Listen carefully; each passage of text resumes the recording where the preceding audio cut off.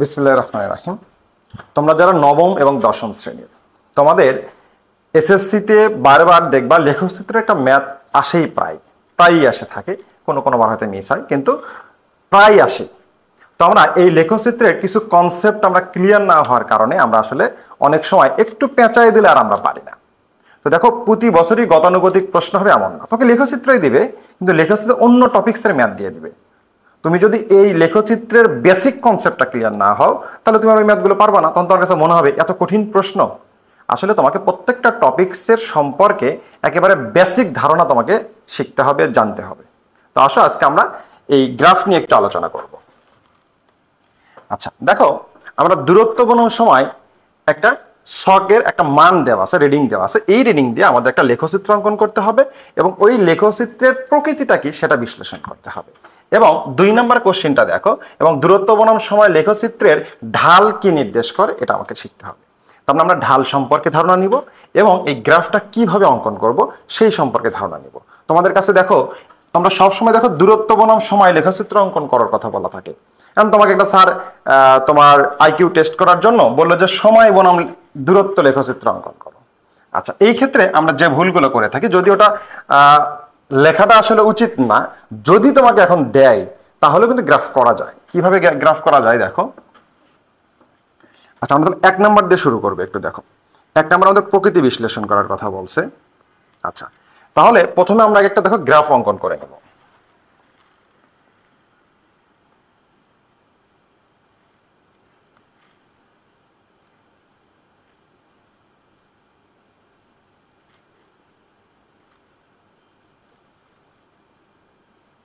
আচ্ছা, তাহলে দেখো আমাদের এইটা হলো এক্স অক্ষ আর এইটা হলো ওয়াই অক্ষ। আচ্ছা, তোমাদের গ্রাফগুলোতে 10 ঘরের 5 ঘরের পরে একটা দেখবা চিকন করে বোল্ড করা থাকে, আরেকটা 10 ঘর পরে দেখবো এটা মোটা করে বোল্ড করা থাকে।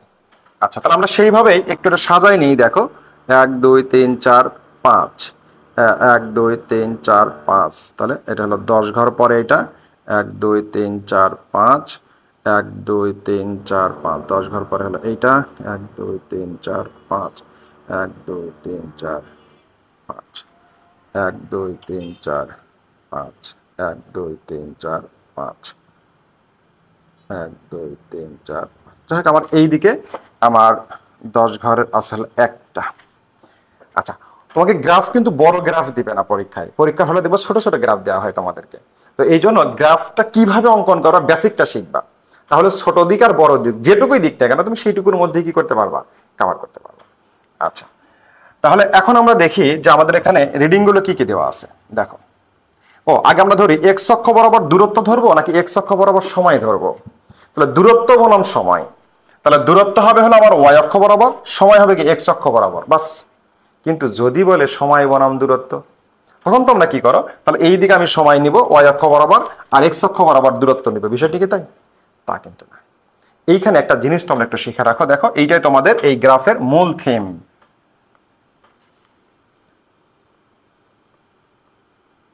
এক্স অক্ষ বরাবর স্বাধীন চলক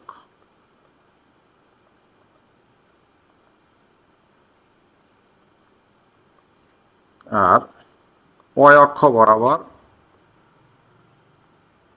পরাধীন চলক। এটাই হলো আমাদের মূল থিম। সেটা যে কোনো গ্রাফের ক্ষেত্রে, শুধু এখানে দূরত্ব বনাম সময় না, যতগুলো গ্রাফ আছে সবগুলোর ক্ষেত্রে আমাদের সেম এই কনসেপ্টটা, যে অক্ষ বরাবর এক্স অক্ষ বরাবর কি স্বাধীন চলক থাকবে, যেটা স্বাধীন, যেটা অন্য কোনো রাশির উপরে নির্ভরশীল নয় সেটা, আর যেটা পরাধীন সেটা কি করবো আমরা ওয়াই অক্ষ বরাবর। তাহলে দূরত্ব বনাম সময় দিক আর সময় বনাম দূরত্ব যেটাই দিক, তাহলে আমাদের সময় সব সময় কার বরাবর হবে, এক্স অক্ষ বরাবর। সময়কে তুমি কোনোভাবে দেখো তো থাপা দিয়ে দাঁড় করাইতে পারবা? সময়কে আসলে দাঁড় করানো সম্ভব নয়। তাহলে সময়টা কি তাহলে স্বাধীন চলক। আচ্ছা, দূরত্ব আমার ইচ্ছা হলো আমি গেলাম না, সময় কি থেমে আছে? দেখো তো, সময় কিন্তু থেমে নাই, সরি সময় চলতেছে কিন্তু দূরত্ব কি থেমে আছে? দেখো, তার মানে দূরত্বকে আমি কি করতে পারি, ইচ্ছা মতো কন্ট্রোল করতে পারি, সময়কে ইচ্ছা মতো কন্ট্রোল করা সম্ভব না। সুতরাং সময় তাহলে সব সময় কি হবে, এক্স অক্ষ বরাবর হবে, আর দূরত্ব সব সময় ওয়াই অক্ষ বরাবর, কারণ দূরত্ব পরাধীন চলক। ওকে, এখন আসো আমাদের এই যে এক্স অক্ষ বরাবর আমি কিভাবে এইখানে রিডিং গুলো বসাবো আর ওয়াই অক্ষ বরাবর কিভাবে আমি রিডিং গুলো বসাবো। আচ্ছা, তাহলে প্রথমে আমরা আগে রিডিং গুলোর দিকে একটু খেয়াল করে দেখি। দেখো আমাদের এইখানে দেখো 10-এর ঘর আছে 1টা 2টা 3টা, এক্স অক্ষ বরাবর 10-এর ঘর হলো কয়টা? 3টা। আর ওয়াই অক্ষ বরাবর 10-এর ঘর আছে আমার হলো 1টা, যেহেতু আমার গ্রাফটা একটু ছোট হয়েছে এই কারণে। ওকে, আচ্ছা আরেকটু কি বড় করবো? আচ্ছা থাক, সমস্যা নেই। তো এখন আমরা দেখি যে আমাদের সময়টাকে আমার এক্স অক্ষ বরাবর, তাহলে যেহেতু আমার 3টা, তাহলে 3 ঘরের মধ্যে আমার 16 পর্যন্ত কি করতে হবে? নিয়ে আসতে হবে। আচ্ছা আমি যদি 5 করে নিই তাহলে 3 5 15, তাহলে একটা বার বেশি থাকতে হচ্ছে না, তাহলে আমি 4 করে নিই। তাহলে দেখো সরি এখানে আছে হলো 5, তাহলে 6 করে নাও, 3 6 18, বাস তাহলে হয়ে গেল। আচ্ছা তাহলে এখন আসে আমাদের দেখো এক্স অক্ষ বরাবর যদি আমরা 10 ঘর ইকুয়াল টু 6 করে ধরি, দেখো 10 ঘর 6 12 18, বাস। তাহলে আমরা যদি দেখো 10 ঘর ইকুয়াল টু 6 6 করে যাই, আমাদের ডিফারেন্সটা যদি 6 6 করে হয়, তাহলে দেখো আমি এই 3টা 10 ঘরের মধ্যে আমি 18 পর্যন্ত পেয়ে গেলাম। আর ওখানে আমার সময় আসলে কি 16 সেকেন্ড। তাহলে আমি এর মধ্যে 16 সেকেন্ড পাচ্ছি কিনা বলো তো? বাস পাচ্ছি। ওকে, তাহলে এটা গেল। এইবার আসো আমাদের হলো অয় অক্ষ বরাবর। তাহলে অয় অক্ষ বরাবর দূরত্ব দেখো, দূরত্ব আছে কত? 60, অনেক বেশি। অথচ আমার কাছে এখানে ঘর আছে অনলি 10-এর ঘর কটা? একটা। আচ্ছা আমরা একটাতেই বসাবো, আর এখানে 5-এর ঘর আছে একটা। আচ্ছা তাহলে আমরা সরাসরি যদি ব্যাপারটা এরকম করি যে এটা আমার হলো 0, এখানে কিন্তু অবশ্যই 0 0 দিবা, 0 0-তে এক্স এর মান 0, ওয়াই এর মানও 0 বুঝাই আর কি। আচ্ছা তাহলে আমরা যদি এখন এখানে 40 নেই, 40 এটা হলো 60, বাস। তাহলে দেখো এটা হলো 40, আর এটা তাহলে কত হয়ে যাচ্ছে বলতো? যেহেতু 5-এর ঘর, এটা হলো 60, কারণ এটা হলো কত বলতো? 20, এটা হলো 20 40 আর 60, ব্যাস। তাহলে আমার 60 মিটার পর্যন্ত দূরত্ব দেওয়া আছে, বাস। আমার গ্রাফটের আমার স্থানাঙ্ক বসানোগুলো রেডি। এইবার ওই তোমার শর্ট থেকে আমরা এইখানে বিন্দুগুলো এখন বসাবো। তাহলে এখন আসলে আমরা বিন্দুগুলো কিভাবে বসাই? ক্যালকুলেটরটা। আচ্ছা দেখো তো 10 ঘর ইকুয়াল টু এখানে 6, তাহলে প্রতি ক্ষুদ্রতম এক ঘরের মান কত? এক্স অক্ষ বরাবর। তাহলে এক্স অক্ষ বরাবর প্রতি ক্ষুদ্রতম এক ঘরের মান 0.6, মানে দেখো 10 ঘর ইকুয়াল টু কত? 6, তাহলে এক ঘর ইকুয়াল টু কত? 0.6, বাস। তাহলে এখন আমরা লিখবো যে ধরি এক্স অক্ষ বরাবর প্রতি ক্ষুদ্রতম ঘরের মান 0.6 একক, এবং ওয়াই অক্ষ বরাবর প্রতি ক্ষুদ্রতম ঘরের মান দেখো এই যে 5 ঘর ইকুয়াল টু কত? 20 না বলো তো? কিংবা 10 ঘর ইকুয়াল টু কত? 40। তাহলে 10 ঘর ইকুয়াল টু যদি 40 হয়, তাহলে এক ঘর ইকুয়াল টু কত? 4। তাহলে ওয়াই অক্ষ বরাবর প্রতি ক্ষুদ্রতম এক ঘরের মান কত? 4। ধরে উদ্দীপকের বিন্দুগুলি আমাদের ছক কাগজে বসাই, বাস। এখন আসে তাহলে আমরা সেই ছক কাগজে এখন বসানো শুরু করি। আচ্ছা তাহলে আমরা একটু ডান সাইডে এই যা যা বললাম সেটা একটু লিখি।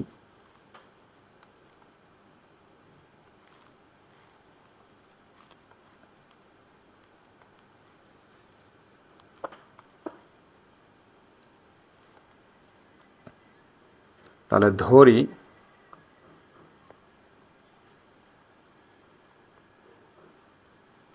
এক্স অক্ষ বরাবর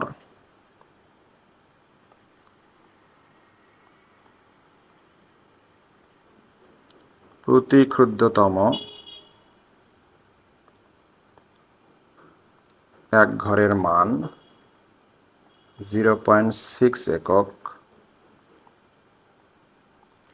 এবং ওয়াই অক্ষ বরাবর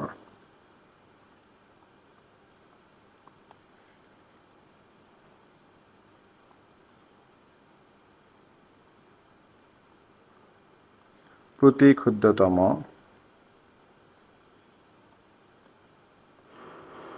এক ঘরের মান 4 একক। এখন উদ্দীপকের মানগুলি ছক কাগজে বসাই, বাস। যা সম্পাদ্যের মতো কিছুটা।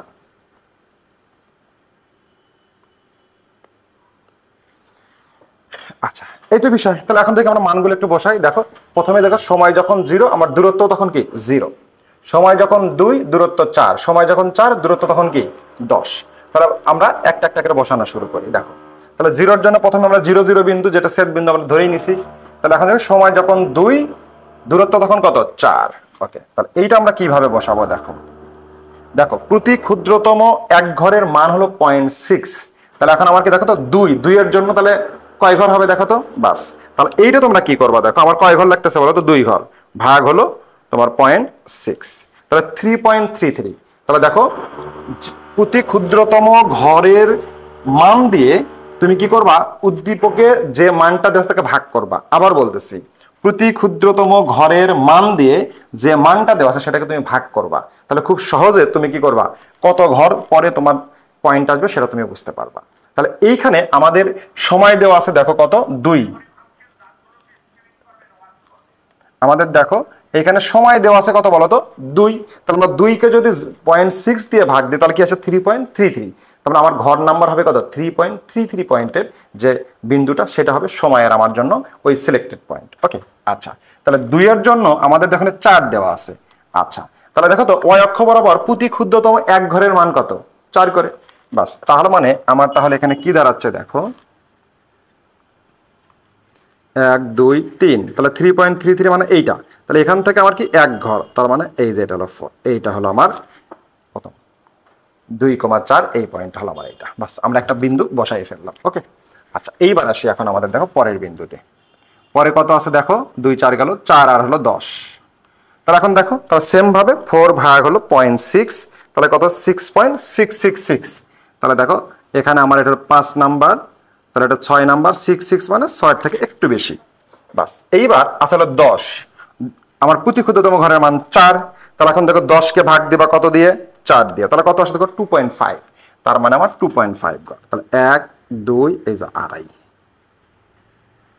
এইটা হলো আমার এই পয়েন্ট। পয়েন্ট বুঝানো বুঝলা কিনা? তাহলে যে মান থাকবে তাকে প্রতি ক্ষুদ্রতম এক ঘরের মান কত ভাগ দিবা, দিলেই তুমি কয় নাম্বার ঘরে আসে তোমার এক্স অক্ষ বরাবর পয়েন্ট ওইটা, এবং সেম ভাবে ওয়াই অক্ষের মানকে ওই ওয়াই অক্ষ বরাবর প্রতি ক্ষুদ্রতম এক ঘরের মান কত তা দিয়ে ভাগ দিবা, দিয়ে কয় নাম্বার ঘরে তোমার ওয়াই অক্ষ বরাবর পয়েন্ট হবে সেখানে চলে যাবা। তাহলে যে এক্স অক্ষ আমাদের এখানে আসলাম, এখান থেকে 6.66 ছিল দেখো, তারপরে কত 2.5, 1 2 আড়াই, কঠিন, ইজিলি, বাস।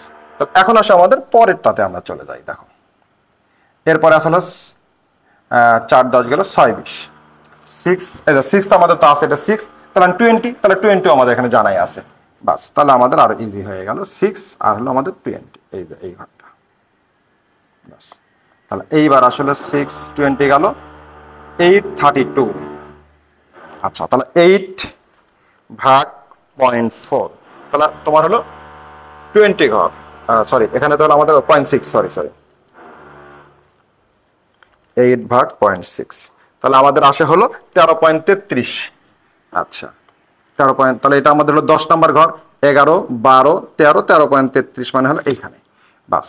তার জন্য আমাদের হলো উপরের দিকে কত আছে, 8 জন্য হলো 32, তাহলে 32 ভাগ হলো আমাদের প্রতি ঘর হলো 4, তাহলে 8, বাস। তাহলে এখন আমরা এখান থেকে 8 নাম্বার হলো 5 6 7 8, এটা হলো আমাদের এই পয়েন্ট, বাস। আমাদের এখানে গেল হলো আমাদের 32। এবার আসো 10 40 10, তাহলে 10 কে তুমি 0.6 দিয়ে ভাগ দাও, 10 ভাগ 0.6, তাহলে আমার হলো 16.66। আচ্ছা, তাহলে 16 পয়েন্ট, তাহলে এটা হলো 15 16, 16.66 মানে এই ঘর, বাস। এরপর আমরা যাব হলো 40, তাহলে 40 তো আমাদের দেওয়াই আছে ঠিক এইখানে,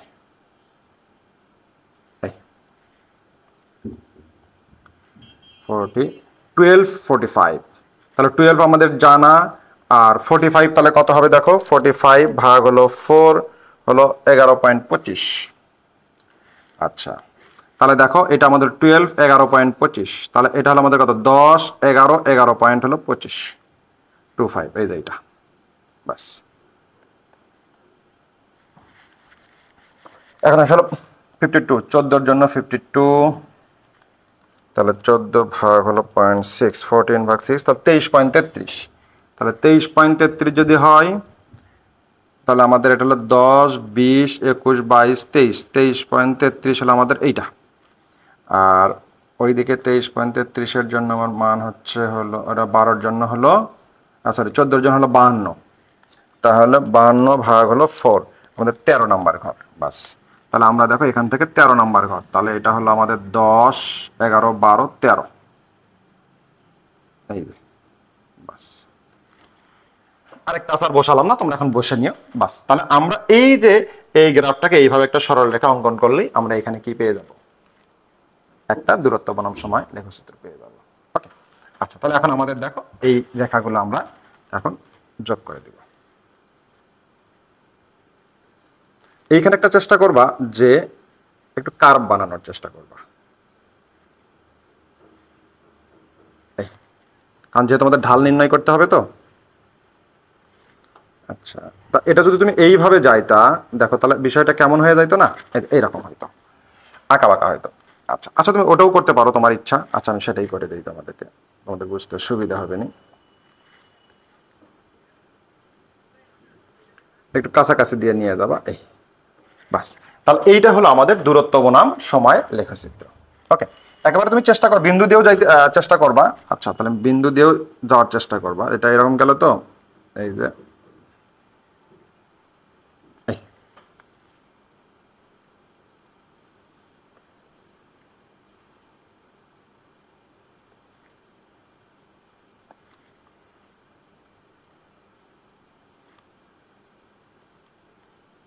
বাস, এটা হলো আমাদের দূরত্ব বনাম সময় লেখচিত্র। আচ্ছা, তাহলে এই আমরা জানি দূরত্ব এবং সময়ের অনুপাত কি নির্দেশ করে বলো তো, দ্রুতি। তাহলে দ্রুতি তো স্কেলার রাশি না, ভেক্টর রাশি। তাহলে যার কারণে আমার এটা কি হয়েছে, আঁকা বাঁকা পথ হয়েছে। সরি, দ্বিতীয় ভেক্টর বলছি এখানে, স্কেলার রাশি। তাহলে স্কেলার রাশি হওয়ার কারণে এটা কি বলতো, আঁকা বাঁকা। আর যদি বেগ বনাম সরণ বনাম সময় হইতো, তাহলে কিন্তু মাস্ট বি সেটা সোজা সরল রেখিক পথ হইতো, কারণ সরণ এবং সময়ের যে অনুপাত, এটা হলো কি একটা বেগ নির্দেশ করে, আর বেগ হলো কি রাশি, ভেক্টর রাশি। আচ্ছা, বাস, তাহলে এইটা গেল। এখন আসো আমাদের এই বাংলাটাকে আমরা শেষ করে আসি, যে ব্যাখ্যাটা তুমি কিভাবে দিবা। আচ্ছা, তাহলে শর্ট কাগজে বসাই। তাহলে এই শর্ট কাগজের এই যে বিন্দুগুলো আছে, তাহলে ওই বিন্দুগুলোর সংযোজক সরল রেখায় আমার কি করে, উক্ত উদ্দীপকের তোমার দূরত্ব বনাম সময় লেখচিত্র নির্দেশ করে। ব্যাস, তাহলে এখন আসো বসাই। এখন এবং বিন্দুগুলি এবং বিন্দুগুলি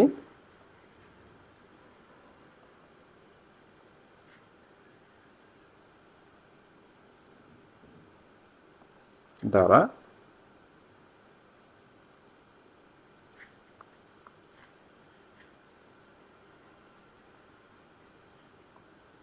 সংযোজক রেখা অঙ্কন করি।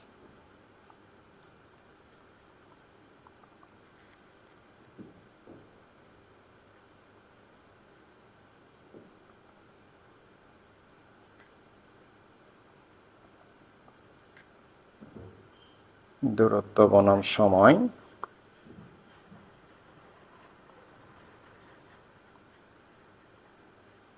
লেখচিত্র নির্দেশ করে। বাস, এইটুকু লিখলেই তোমাকে 4 মার্ক দিয়ে দিবে। এটা 4 মার্কের জন্য আসা থাকে আর কি। আচ্ছা, এখন 2 নাম্বার কোশ্চেনটা বলছে যে ঢাল কি নির্দেশ করে, এই তো ঘটনা। আচ্ছা, ও এখানে সরি, আর একটা জিনিস, প্রকৃতি কি নির্দেশ করে, প্রকৃতি বলছে। আচ্ছা, যখন প্রকৃতি বলবে তখন প্রত্যেকটা বিন্দুতে তোমাকে দূরত্ব এবং সময়ের অনুপাত নির্ণয় করে দেখাইতে হবে, এবং ওই অনুপাতটা তোমার কি নির্দেশ করে, দ্রুতি নির্দেশ করে। তাহলে প্রত্যেকটা বিন্দুতে বিন্দুতে তোমার দ্রুতি এত, এটাই হলো এই সরলরেখার প্রকৃতি। আচ্ছা, তাহলে প্রকৃতি যখন নির্দেশ করবা, তখন দেখো, তাহলে এখানে একটা কাজ করতে হবে, তখন তোমাকে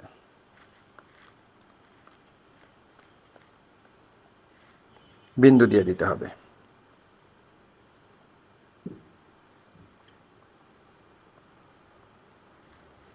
এতগুলো বিন্দু তো দিবে না, তখন অল্প কিছু বিন্দু দিবে।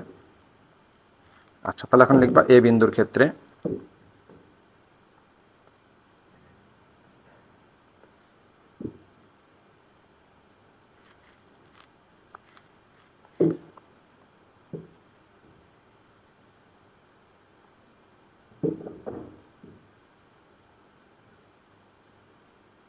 তাহলে দেখো এ বিন্দুতে আমাদের দূরত্ব কত, এ বিন্দুতে এইদিকে আসা হলো আমাদের হলো 2, 4। আচ্ছা, তাহলে এখানে দেখো, এখানে হলো 4, এখানে হলো 2, তাহলে 4, 2, 2 মিটার পার সেকেন্ড। বাস, আবার দেখো বি বিন্দুর ক্ষেত্রে এভাবে লিখবা, তাহলে ভিবি ইকুয়াল টু হলো ডিবি ভাগ হলো টি। এখানে টি এ টিবি দিতে পারো, আরো সহজ হয়। বাস, তাহলে এখন আমাদের বি এর জন্য কত আছে, এখানে দেখো 2, 10 4, তাহলে এখন দেখো 10 4, তাহলে কত এটা 2.5 2 হ্যাঁ বাস, তাহলে 2.5 মিটার পার সেকেন্ড।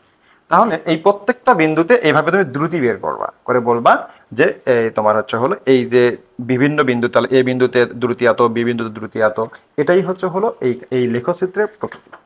তাহলে এই লেখচিত্রের প্রকৃতি আসলে কি নির্দেশ করলো? দ্রুতি নির্দেশ করলো। ক্লিয়ার? বাস, এইবার এখন আসি আমরা ঢালে চলে যাব। আচ্ছা, তো ঢালে যাওয়ার আগে আমরা একটু ঢালের সংজ্ঞা শিখে নিই। ঢাল কাকে বলে আসলে?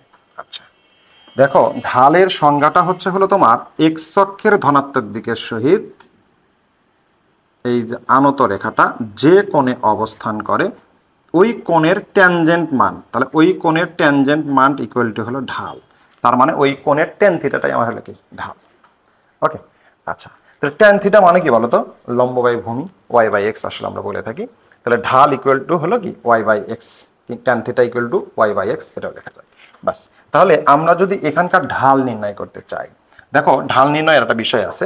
তো ঢাল সোজা সরল রেখা হলে একরকম হয়, আর এরকম কার্ভ হলে একরকম হয়।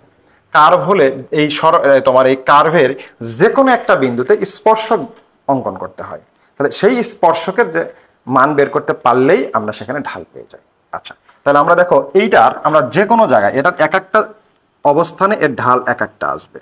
তাহলে আমরা যদি দেখো এইখানে নিই, দেখো তাহলে এই যে স্পর্শক অঙ্কন করলাম, বাস। এই স্পর্শক যদি অঙ্কন করি, তাহলে এখন দেখো এর ভূমি বরাবর, তাহলে এটা আরেক এই বরাবর আমি আসলাম, দেখো ব্যাস, তাহলে সমকোণী ত্রিভুজ অঙ্কন করতে পারলাম, দেখো তো, বাস। তাহলে এখন আমাদের ঢাল কোনটা বলো তো? এই যে কোণ, দেখো আমরা কি বলছি, এক্স অক্ষের ধনাত্মক দিকের সহিত যে থিটা তার ট্যানজেন্ট মানকে আমরা কি বলবো? ঢাল। কারণ এটা কি এক্স অক্ষের ধনাত্মক দিক না? এটা দেখো তো, এক্স অক্ষ না? দেখো তো, বাস। তাহলে এর সাথে এই যে কোণ, এই যে আনত রেখার এই কোণটার যেটা হবে তার ট্যানজেন্ট মানকে আমরা কি বলবো? ঢাল। বাস, তাহলে এখন আসি আমাদের, দেখো তাহলে 2 নম্বরের প্রশ্নের ক্ষেত্রে আগে আমাদের কি করতে হবে? দেখো 2 নম্বর প্রশ্নের ক্ষেত্রে তুমি এই পর্যন্ত লিখবা, জাস্ট এই যে এই পর্যন্ত লিখবা, নির্দেশ করে, বাস। তারপরে তুমি আসবা যে সরল রেখার উক্ত সরল রেখায়, কারণ এখানে একটা ইয়ে দিয়ে দিবা যে পি কিউ একটি স্পর্শক, উক্ত সরল রেখার পি কিউ একটা কি স্পর্শক, বাস। তাহলে এইখানে তুমি তোমরা সরাসরি ওইটুকু লেখার পর ঢাল নির্ণয় করবা। তাহলে ঢাল নির্ণয় করার সূত্র তো অলরেডি তোমরা শিখে গেছো, আমি একটু এখানেই লিখি, এখানেই লিখি, বাস। তাহলে এখন লিখবা আমরা জানি,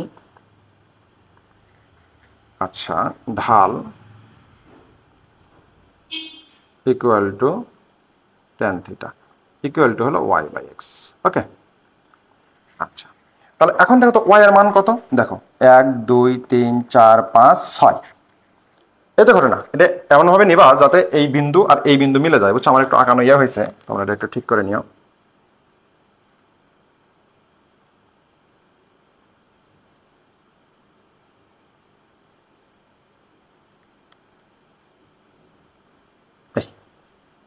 ক্লিয়ার? তবে স্পর্শ করছে না? এই স্পর্শ করছে, বাস। তাহলে আমাদের 1 2 3 4 5 6, তাহলে 6 ঘর ওয়াই অক্ষ বরাবর প্রতি ক্ষুদ্রতম ঘরের মান কত? 4 করে, তাহলে কত? 4 6 24। তাহলে তোমার ওয়াই এর মান হলো 24। এখন হচ্ছে এক্স 1 2 3 4 5 6 7 8, তাহলে 8টা ঘর, তাহলে প্রতি ক্ষুদ্রতম ঘরের মান কত? 0.6 ইন্টু হলো 8, 4.8, বাস 4.8, তাহলে 24 ভাগ হলো অ্যান্সার 5।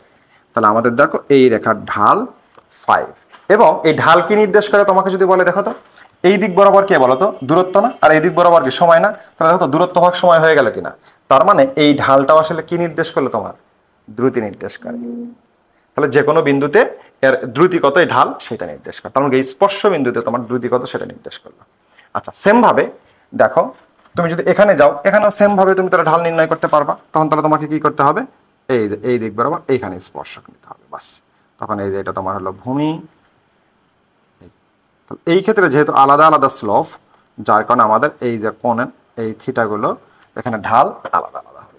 তো যে কোনো জায়গায় তুমি কি করতে পারো, এইভাবে ঢাল নির্ণয় করতে পারো। ওকে, বাস। তাহলে আজকে আমাদের এই দূরত্ব সময় রিলেটেড যে ম্যাথটা আসতে পারে বা এসে থাকে সেটা আমি তোমাদেরকে শেখালাম। আশা করি এই লেকচারটা দেখলে তোমাদের ভুল হওয়ার আর কোনো সুযোগ নেই। তো আজকের মতো এ পর্যন্তই। ভালো থেকো, সুস্থ থেকো, আল্লাহ হাফেজ।